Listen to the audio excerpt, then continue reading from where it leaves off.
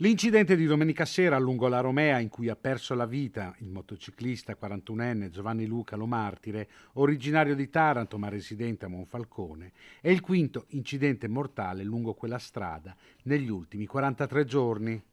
Una via frequentatissima, soprattutto in estate, che, come certifica l'ACI, è tra le strade più pericolose del Veneto. La Romea è un enorme problema. La Romea è un enorme problema perché quando è stata concepita non aveva previsto di essere così utilizzata in questa maniera.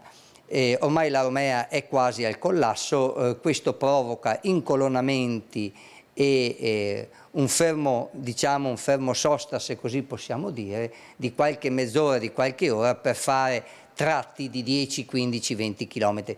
La strada statale 309, che da Mestre arriva a Ravenna, non è più adeguata ai carichi di traffico che deve sopportare. Servono la duplicazione delle corsie per ogni senso di marcia, serve ovviamente uno spartitraffico centrale in modo tale che la gente non superi le macchine in colonna che devono defluire dal mare, eccetera, eccetera. Questo è il problema dell'ultimo, per esempio, incidente drammatico, doloroso. Gli autovelox potrebbero aiutare, ma attenzione, dice il presidente dell'ACE Ugania, non devono essere strumenti per fare cassa, ma per far rispettare la legge.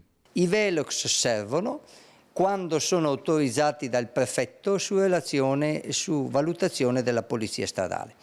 Tutti gli altri velox che non seguono, parlo di velox ovviamente omologati, tutti gli altri velox che non seguono questo iter e quindi gli enti locali li possono installare perché li utilizzano per far cassa, perché li utilizzano con la scusa di ridurre la velocità, eccetera, eccetera, non ci credo più di tanto, creano dopo questi problemi che noi condanniamo ovviamente. Fleximan non è questa la maniera di creare quell'equilibrio serio che deve esserci tra istituzioni e cittadini.